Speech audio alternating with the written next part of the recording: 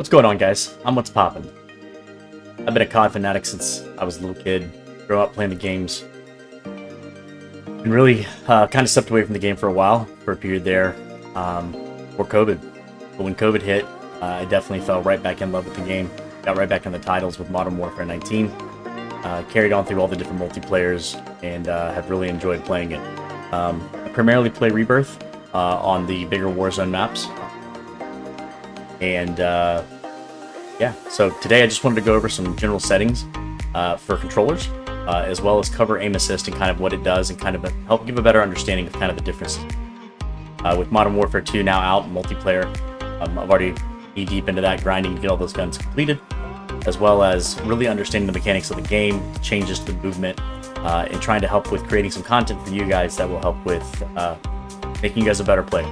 So if you like the information you're going to receive today, definitely hit me with a like, follow, subscribe, and you can also check me out on live streams occasionally on Twitch TV. That's What's Poppin', as well as there. So let's get right into it.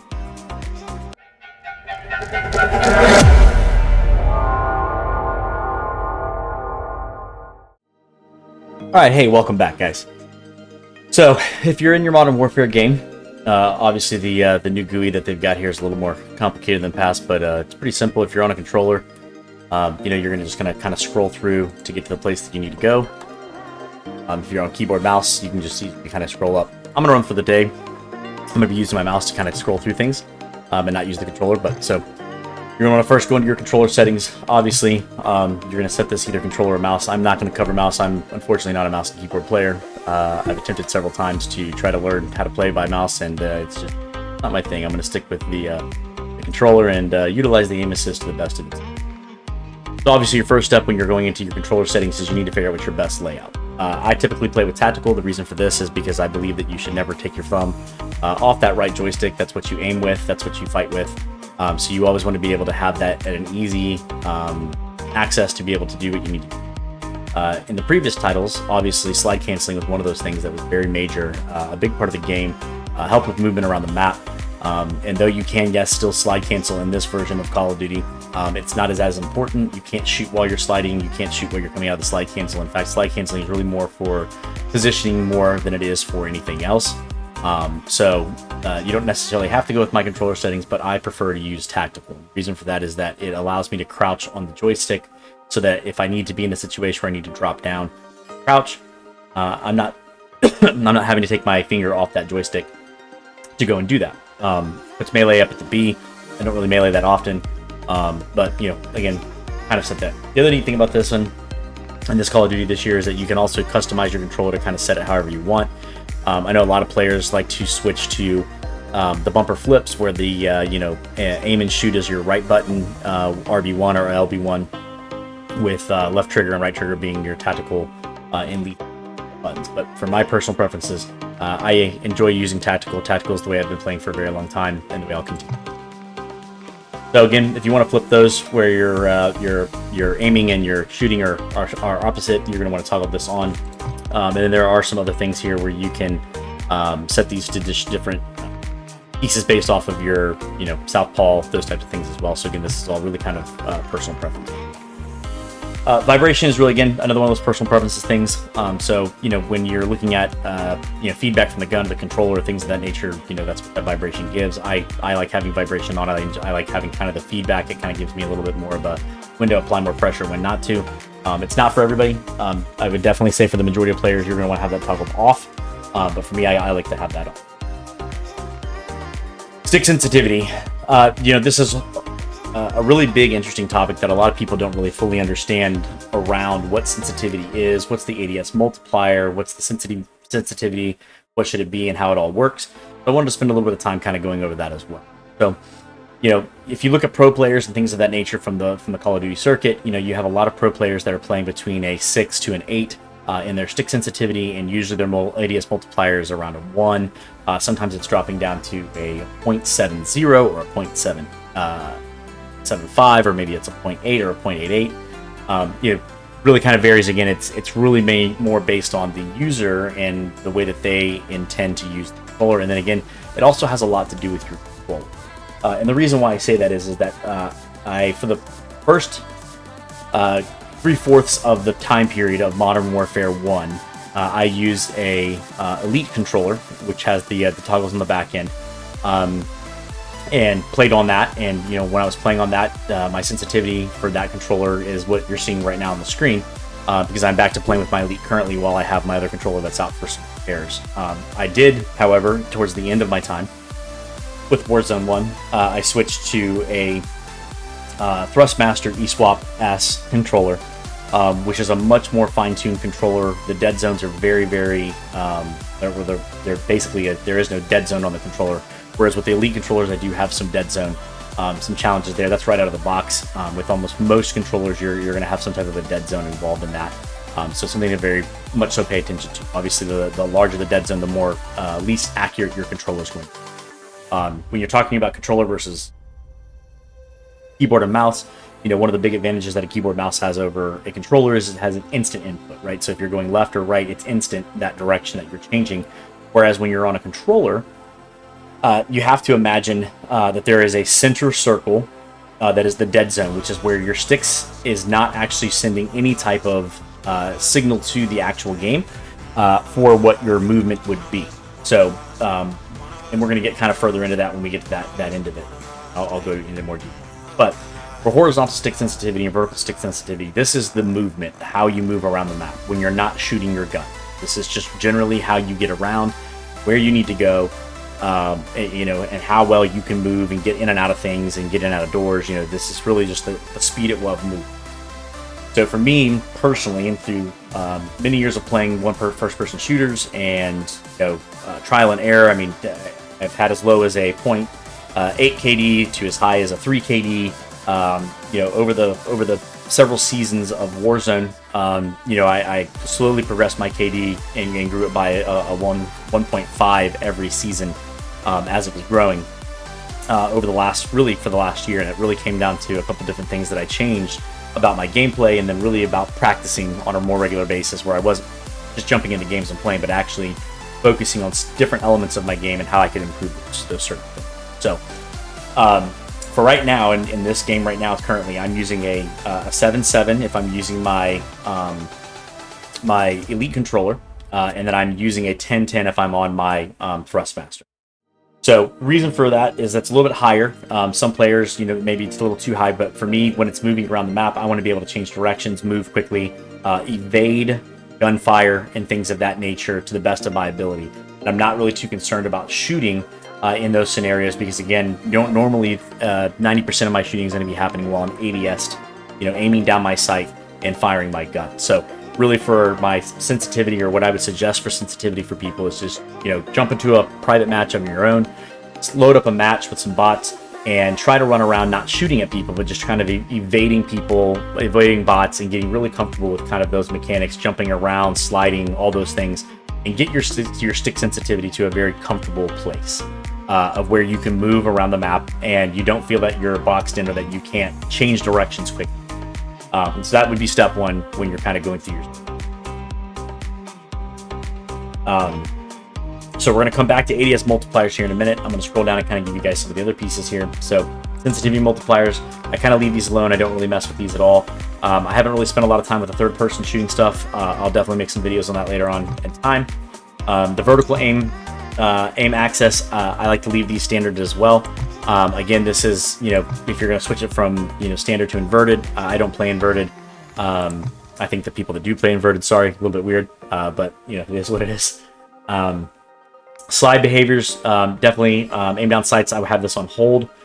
You could set that to toggle to turning it on and off. What that means is that instead of you holding left trigger, you would tap left trigger, he'd aim down sights, you could fire. This may be good if you're using a kind of different button format where you don't want to always be holding aim down sights, but having to remember to toggle on and off, not really something that I'm going to go with. Another big thing here, automatic tack sprint. So there's kind of two different rules of thought here. Tack sprinting, in order to get to tack sprint, you have to press your left joystick, press down on it, double click it, single click it, however you have that set up, and that's how you kind of get into a sprint. Certain players, depending on your play style, I'm definitely much more of a move around the map, fluent movement, try to move quickly. Gunfights happen, I bounce back behind cover, pop back out, survey the information, then I get into my gunfights and I go. but I like to be able to move as quick as possible without having to think about it. So I have mine set to automatic attack sprint. Again, I think this is all really more so on personal preference. If you're much more of a slow moving hold position, kind of slow peak corners, that type of thing, definitely set this to off or to automatic sprint. Just that way, when you're pressing full forward on the joystick, you're getting that. So, you don't always have to be in a tactical sprint when you have this setting. If you're only really pressing slightly on your joystick, you'll walk, and then you kind of move to a sprint and then auto sprint. So, definitely kind of playing around with that. But my personal suggestion for someone who's kind of in a, want to kind of be more movement fluid, definitely look at the automatic attack sprint as the way that you're going to. Equipment behaviors. I definitely have this set to hold. Again, this is another thing where you can toggle it. Very similar to the aim down sight. So instead of you, when you're going to detonate something or something of that nation, you got to hold it versus, the toggling piece. Weapon mount activation. I like to stick this still at the ADS and melee. You can switch this over to the double tap ADS. It's just a little bit weird for me to still do that, so I'm still staying with the ADS melee. I know that some people say in order to do the slide canceling, you got to switch this. That's not true. There's a multitude of different ways that you can slide canceling in the game and do it that way. One really big one here, interact with hold behavior. So I prioritize reload at all cases. What that means is that if two things are happening at the same time, you tap to reload, then you hold to interact. So this is kind of important. So if you're playing any of the games where you're going to res a guy up off the ground, right? So if you're going to hold, you'd be resing the guy, but if you need to really reload, but you don't want to actually start resing that guy, but you need to reload the gun, if you're just tapping X, it'll reload, and it prioritizes that as the primary thing that's going to happen in the event. Armor plate behavior, this as well doesn't really apply to any of the gameplays today, but definitely when the Modern Warfare Warzone 2 comes out, definitely have that apply to all. No reason not to have it, just get everything in there in one. Alright, so now we're going to move on to the aim assist section. This is in your advanced controller settings. You're going to definitely want to have aim assist on. If you're on controller, there's no reason why you would ever want to have this off. As it definitely helps with, staying on a target and being able to hit your shots and do the things you need. In this version of Call of Duty Black Ops 2, you have 4 different types here. You have default, precision, focusing, and Black Ops. I'm going to go over all of these a little bit later in the video, but for right now, I stick to Black Ops.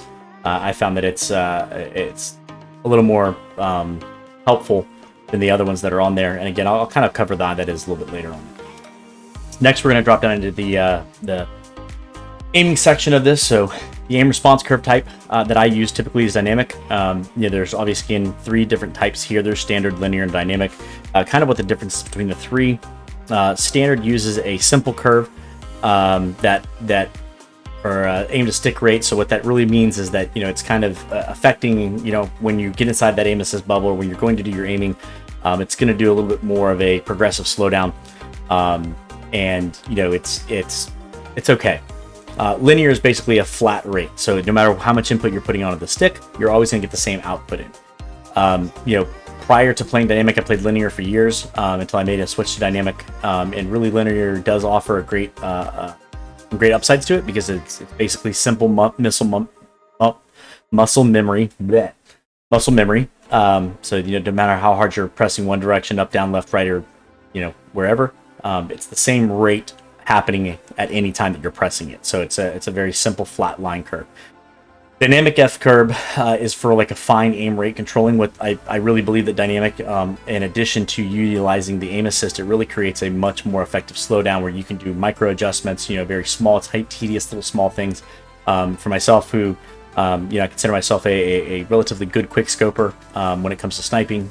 Sniping is definitely one of the main elements of my game. It allows for that, fine-tuned little small adjustment. But then if I'm going to need to have a little more progressive input from my controller, the further I push or the longer I push on that controller, the curve really helps and bends and allows me to go a little bit faster towards the end. So again, play around with what feels the best for you. My suggestion would be, a below average to average player. Definitely look towards using the dynamic. Maybe the higher skilled players definitely lean towards the linear because again, you're going to be using a lot of the muscle memory and capture and be effective in. ADS Sense Multiplier Focus. I'm going to come back, and again, I'm going to go over this in a little bit of a separate section. So we're going to kind of keep going through this. We'll skip this area. Again, we'll talk through that part of it as well. So, all right, so I wanted to slow down and take some special attention to go over top of dead zones. This is an area that I think that a lot of players are very confused on, don't know. They don't really get any much attention in the videos that I've looked at around the internet. And they play a big, important part of your aim. So if you're struggling to really aim and stay on target and be able to hit your targets, a lot of times this could be a big reason for that. Another big thing when you're playing is a concept called centering. And centering is very important because it allows you to quickly be able to drop to your target, be able to snap quickly as fast as you can to that target and get them. And dead zones play a big part of that. So having the most accurate sticks input that you could possibly have in a first-person shooter game is definitely one of the biggest things. And dead zones are how it helps you get there. So, as I stated before, I play on 2 different controllers. I play on a Thrustmaster and I play on a Xbox Elite. And so my dead zones are very, very different for both controllers. So I'm going to kind of go over that and kind of what those 2 differences are and kind of the importance of your dead zones and having this set properly. A lot of people just turn the game on. They just play with whatever the default settings are. They don't really mess with this type of stuff. And it can really be a detriment to your overall ability to aim properly and do the things you need to do. So I'm going to remove my camera real quick just to kind of be able to share and show the side here because they do a really great job of actually having this on the screen. But so for your dead zone, so imagine on your right and left stick, you have a center circle and an outer circle. The center circle is where your stick goes into. So of course your stick sits right here in the middle of this. The larger this number is, so if it's a 0.20 or a 0.30 or 0.40, this circle is getting bigger and bigger. And what that means is anywhere that you are moving your stick inside of this circle, it is not sending input to the game. Without the input to the game, obviously you're not actually turning, changing direction, or aiming. So imagine a scenario where the player is running to the left and then changes direction and goes to the right. You've got to come outside of your dead zone to begin tracking him to your left and then come back through the dead zone before you can start tracking him to his right. So in that scenario, this is again the bigger differences in aim between a keyboard and mouse player and a controller player, is that the keyboard and mouse player, the instance or the moment that you change direction, it's automatic instant input. So if you want to be able to compete with controller players that have really good controllers or compete with the mouse and keyboard player and their ability to change directions in the game, this is definitely one of those areas where you've got to pay attention to it and you really need to make sure this is set properly for your controller. On my Elite controller, I have to use a 0.10 for my dead zone. The reason for this is that I do have what's a thing called stick drift. And what stick drift is that when you're not putting your finger on your controller will move the character on its own. What you don't want is you don't want stick drift. There are a lot of different reasons why stick drift is very, very bad for a first-person shooter and why it can hurt you in your aim and different things. However, again, for the most part, you're not taking your finger off the right stick. So extreme stick drift versus slight stick drift, that's where you've got to kind of draw the line in the barrier. The goal ultimately, though, is to get this as low as possible. You want to be as close to this being a zeroed out number as possible. On my Thrustmaster, both of these I run at 0, 0. Now when we get to the maximum stick side, this is how far you must go to register maximum input to the game. So again, for my left stick, I'm pretty much at all times pushing, running hard, fighting it through. I want to get from 0 to 100 at as fast as possible. So one way that I do that is I cut my left stick by half. So I run a 0.50 dead zone, which basically means that my outer edge of what I have to get to is much shorter distance from center. So from here to here, instead of it being 100, which would be from here to here, it's now from here to about here. So I don't have to go as far on my left stick in order to achieve maximum input on that controller side. On the right stick, I also adjust this down to 80, and there's a couple of different reasons for that. So again, if we read the definition of this, it's adjust how far your right stick needs to be pushed to produce maximum input. Decrease the value to be reached maximum input with less physical stick movement.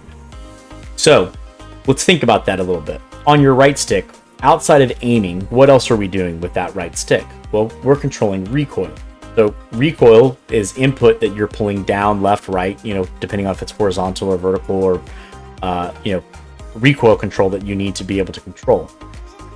Well, it would make sense in theory that if I had to press less of a distance between 0 to 100, right? So if I'm shortening that area, that's less input I must put on the joystick in order to control recoil. So a lot of times when you see the streamers and those that are out there that, you know, have perfect recoil and things of that nature, first of all, a lot of them are playing on controller, and a lot of them are also playing on 120 FOV with affected, with the affected stance, which now all players get to have that right in Modern Warfare 2 multiplayer. But additionally, a lot of them have this that doesn't get talked about either, is that they've shortened that range between maximum and minimum, allowing them to have less input needed to be put on the controller, and overall helps you with controlling recoil. Two things kind of stacked together, one being the dynamic aim response curve, along with a shorter distance of travel between your right stick max and your right stick min, is going to help with recoil control and being able to really better control the recoil overall. So my suggestion is I play with this at a 0.80. Again, get comfortable with it, but I would say try this out. You can even go as far down as 0.7. I don't find really much of a benefit there when I'm down at 0.7, and it also kind of speeds the aim up to where you have to kind of start tweaking some other things as well. So 0.80 I think is about the best place to be. You can do this at a 0.90, you can do this at 0.95, but anything that will reduce the amount of distance traveled between your minimum and your maximum point of input to the game is definitely something that would be of great value. Your left and right triggers. This is the dead zone on your triggers. This is just basically how instantly the trigger picks up. You could zero these out. I play with them on a 0.03. You could put them higher if you wanted to, but I want instantly the moment that I'm touching the triggers to react. Obviously, if you're playing the flipped method, you might want to maybe move these up a little bit higher for your lethals and tacticals, because you don't want to accidentally hit one of your triggers and accidentally throw a lethal or a tactical piece out there. But definitely for your dead zones, the easiest way to figure this out is to load into a game, stand still. If your controller moves left or right on its own from the aiming standpoint, you need to increase this. If you don't have any movement going on, decrease this until you get movement, and if you get all the way to 0 and there is 0 movement still, great. You have a great stick, pretty accurate, something you'll be able to move with as you move forward. Movement behaviors. So again, here with tactical sprint here, I leave mine to toggled. Auto move forward, definitely don't ever have that on. Maybe if you're playing something else, and you're just trying to move without having to do it, but there's no advantage in doing this. It's just kind of an annoyance if you do it. I run my tactical sprint behavior to a single tap. The reason for that is I like to do as less wear and tear on the controller as possible. Even if you're in tactical sprint, auto sprint, you still have to tap this every once in a while to get back into it. Ground mantle, definitely turn this off. This will get you in more trouble than anything else. The jump button basically makes you mantle on stuff without you really wanting to mantle on stuff. So turn that off, slide this to partial, automatic ground mantle off, inverted slide behavior. Again, this is really more of a personal preference of what you want to do there. Plunging underwater movement. I think that this is definitely the way to be used versus the plunge freely. Parachute auto deploy, again, personal preference. Doesn't really have too much of an effect right now. It does a little bit in Ground War and some of the other Megamos that are out there, but I want to be able to control when I pull my parachute and not have the game do it for me, catch me off guard. Sprint bash through doors, I have that turned on. Again, personal preference here. Combat behaviors. This is one thing that's set off by default. Definitely, I would say turn this back on. Depleted ammo weapon swap. Definitely have that on. You run out of ammo, you're not paying attention, it'll automatically switch the guns out for you, so you can just keep on fighting. And this is all the different settings that I have here on this piece. And I don't have anything else kind of major crazy in this area here. So with that, we'll move on. So now that we've covered all those areas, the next area I want to go back and touch on is the ADS multipliers and sensitivity multipliers. So ADS sensitivity multiplier, what this is when you're aiming down sights. So when you're aiming down the sight of your gun, you're shooting the opponent, and you're trying to make connection with that target. This is the multiplier and how you get. So what ADS multiplier is that you're taking that number and you're multiplying it times the stick sensitivity that you're using in the game.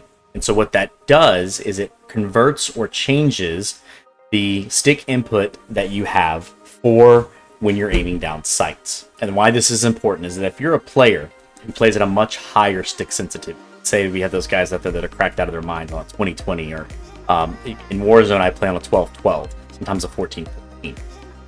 You really don't want that at that sensitivity level when you're aiming down sights, because it's way too much movement. And if you're using, again, a controller and you're using aim assist, again, we look at the concept of aim assist and what it is. And it's slow down. It's stick effect slowdown when you're inside of that hit registry bubble around a player. So you're not going to want a super fast ADS multiplier or stick sensitivity when you're aiming down sights. You want that to be a little bit slower so that you can make micro adjustments, you can move it around. But you don't want it so slow that you can't keep up with the target or track them. And again, the speed at which a target is moving is going to change whether it's a long distance fight or it's a short distance. So this is where understanding what the ADS multiplier does and how it affects yourself in the game and how it affects your overall control of being able to aim is very, very important. So when you're thinking of this, you need to get a calculator out. You need to be able to do the math. And so through a lot of testing over the years, we've tested almost every single sensitivity level that you can get to and to see how much effect it has on the aim assist in the game, and really kind of what's the best setting to kind of have it at. And what we found is that anywhere between a 5 to an 8 is really the ideal ADS multiplier or the ADS sensitivity that you want to have. So you want your number to be somewhere between 5 and 8. I personally have found that 7 is really the sweet spot for me in most cases, depending again on your controller, the curve type, and the style of play that you do. So when you're really looking at your ADS multipliers, it's not a bad thing to go lower, and in some cases it's not a bad thing to go a little bit higher. So for example, if I'm utilizing a 7.7 sensitivity and I have an ADS multiplier of a 1.3, what that's telling me is that we take 7 times 1.30, and that gives me a stick sensitivity of a 9.1. So when I'm aiming down sights, in this particular case with this setup here currently, I'm at a 9.1. Now that is higher than what I told you would be the ideal area to come inside. So if I wanted to get that to a 7, obviously I could change this number back to a 1.0. And that takes me to 7, because 7 times 1 is 7. But let's say I wanted to go to a 1.20, and I wanted to get a little bit closer to that 8 number. So, I'm going to take my 7 times 1.20, and now I'm at an 8.4, right? So now I'm going to go 1.20, and I want it a little bit on the higher end because I want to be closer to 8, because the majority of the gunfights I'm going to be engaged in during multiplayer are going to be closer range gunfights, which I need a little bit more speed going left to right when I'm trying to track a player or get on target, right? So in multiplayer, I'm going to play it a little bit higher. If I was playing this in Warzone or playing this on Rebirth Island, again, I'm going to bring my stick sensitivity to a crazy high number of either 12 or 14, and I'm going to drop my ADS multiplier down to a 0.58. So if I take 12 and I go times 0.58, my ADS sensitivity at that point would be a 6.96, basically a 7. So we're going to round up to that 7 number. So I'm in that sweet spot of where I want to be. It allows me to have really great control over my aim at both long and short distances. If I'm much more of a longer engagement player, I may drop that number even further down. I may take my number down closer to the 6, closer to the 5, because I'm going to be engaged in a lot more longer range gunfights. Or with the way that this game works, in the advanced settings sections, you can come down and you can do your custom sense per your zoom sensitivity level. So obviously, at the iron sight levels, I could turn this on and I could take this up to my 1.20 number, or even my 1.3, and go kind of really crazy for my super close range gunfights. Now if I'm using a 2 to 3 times scope, I can drop that to a 1.10. I can take my ADS sense multiplier to 4 times 5. I'm going to leave that exactly where I want it. Or in some cases, maybe because I'm closer zoomed in, I need a little bit more movement, so maybe I leave that a little bit higher. But you can kind of go through here and get your mathematical equations for doing that. And really what I suggest doing in a lot of cases is getting to a custom match with your buddies, have them go to different distances, put on some different scopes, and have them run around. Don't shoot at them, but just kind of track them with your ADS, hold ADS, and then kind of track them as they go back and forth, and really be able to try to, you know, lock into that target and be able to maximize the most out of it. But what you want is that when you're on a target, you want slowdown, because you want to, again, maximize the aim assist. So, but not so slow that you can't stay with a target and track them. But so this is a little bit better understanding of kind of how these things affect your gameplay and things of that nature. In addition to that, a new setting that was added this year is this new aiming dynamic section, where you can actually also apply your ADS multiplier when you're in focus. Now, what is focus? Focus is when you are holding your breath. So on a sniper rifle, or really any of the guns that I've noticed that are above a 4 times scope, have the ability to use the focus element, which is when you apply your left stick while you're aiming down sights, and that basically puts you into a hold breath mode or a focus mode, and it reduces gun sway in the gun. So in doing that, what's really cool now is that you can, instead of having to go through and do custom sense per zoom, you can really have this set to where while you're aiming down sights, now you're focused. You know, sometimes what I've noticed is when I'm in focus mode, it's not as responsive as I want it to be. So I can tick this up. I can take it up a little bit higher. You know, I want to get closer to that 9 range number. I can drop that back down. You know, you can actually, I'm sorry, you can only go up to 1. But you can slow this down even further if you wanted to for those really long, precise, long-range gunfights. And then on top of that, you can also set this to where it's either gradual, instant, or after zoom. This, again, is going to be on a preference level. What's your personal feel of things? You know, definitely, I would take a look at this. I've played around with it a little bit.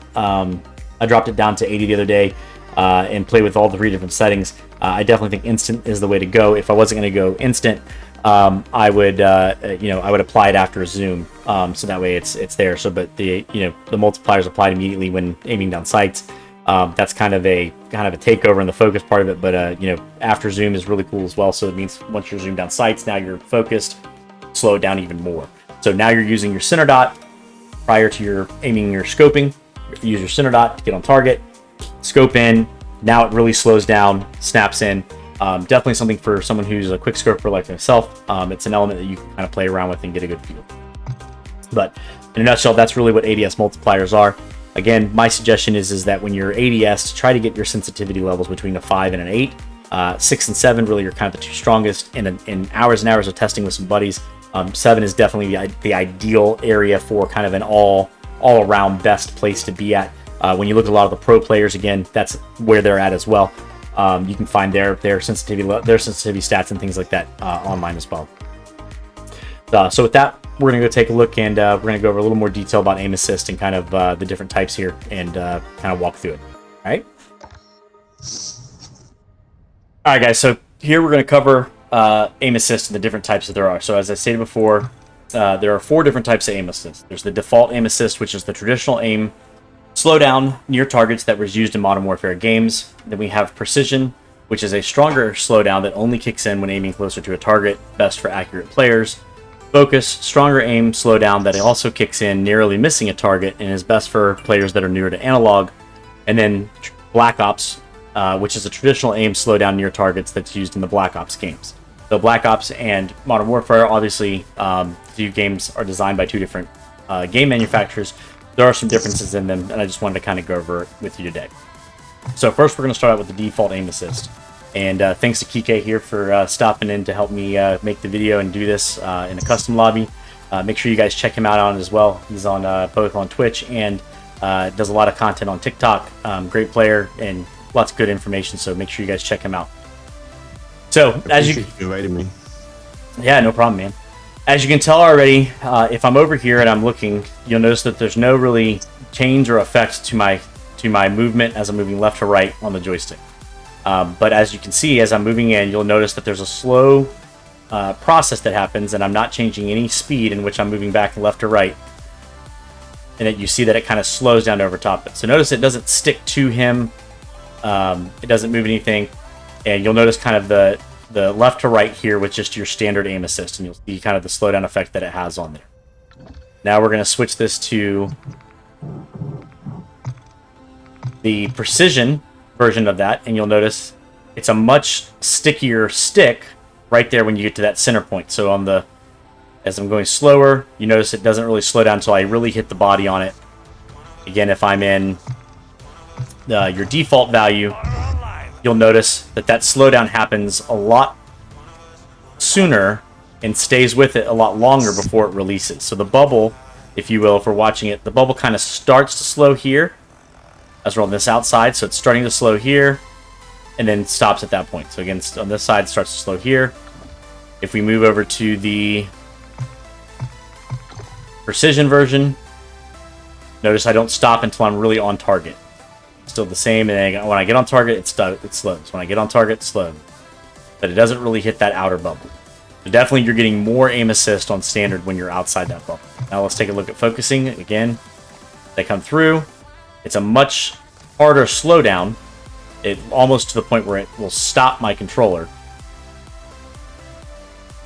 And then I want to show you this, kind of going back to what we were saying before about your horizontal and stick. So if I drop these down to a 5, right, you'll even notice it's even a little bit stronger the lower the sensitivity that I'm going. So this again goes back to that ADS multiplier. Now my ADS multiplier is somewhere in a 6 range, and you'll notice it's a really strong stick. We're going to move these back to 7, and we're going to switch this now to the Black Ops. Again, very similar to standard.